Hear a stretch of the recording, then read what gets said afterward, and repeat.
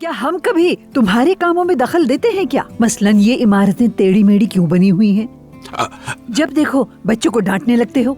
और तुम्हें क्या पता है इस बारे में कि कैफे और रेस्टोरेंट का काम कैसे किया जाता है? तुम तो बस लोप लोप लोप खाने के शौकीन हो बस। हाँ, देखो जरा, तुम्हारा पेट सरहदों को पार करने वाला है। डॉक्टर की हिदायत वगैरह याद है तुम्हें क्या? बस ठीक है, जैसे आप चाहें वही सब करें।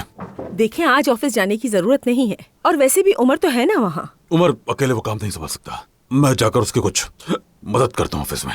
अरे लेकिन आप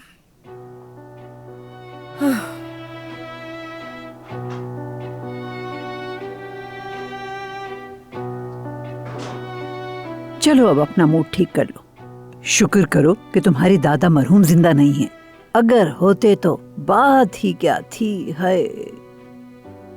अच्छा चलो बेटा, चलो अब अपने काम पर जाओ तुम, शाबाश।